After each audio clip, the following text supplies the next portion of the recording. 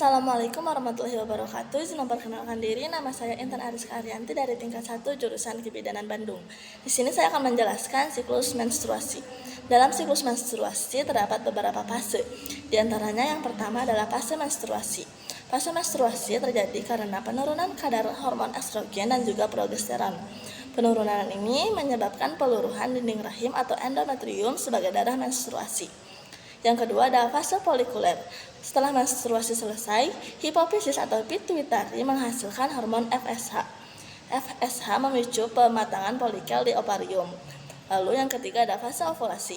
Peningkatan tajam kadar estrogen memicu lonjakan hormon LH dari hipofisis. Lonjakan ini adalah pemicu utama dilepaskannya sel telur dari folikel yang sudah matang. Lalu yang keempat ada fase luteal.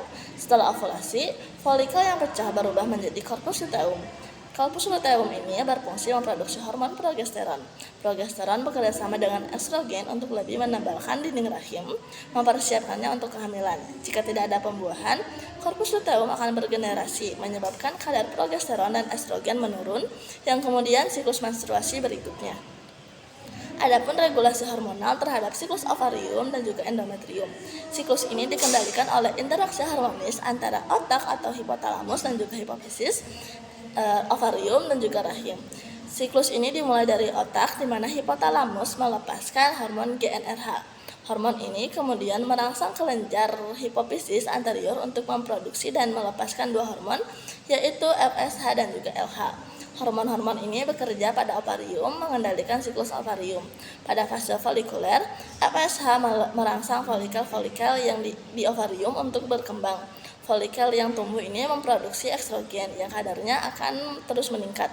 Peningkatan estrogen ini pada akhirnya memicu lonjakan besar pada LH yang menyebabkan ovulasi, yaitu pelepasan sel telur dari folikel yang sudah matang. Setelah ovulasi, sisa folikel berubah menjadi korpus luteum. Korpus luteum ini memproduksi dua hormon penting, yaitu progesteron dan juga estrogen. Hormon-hormon ini bekerja pada rahim mengendalikan siklus uterus. Pada fase proliferasi, estrogen menyebabkan lapisan rahim atau endometrium tumbuh dan menebal.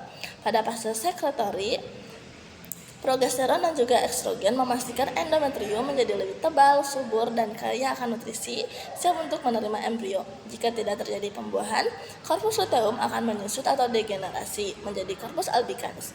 Penurunan drastis kadar progesteron dan juga estrogen ini memicu peluruhan lapisan endometrium, sebuah proses yang kita kenal sebagai menstruasi, dan siklus pun kembali berulang. Terima kasih. Sekian dari saya. Wassalamualaikum warahmatullahi wabarakatuh.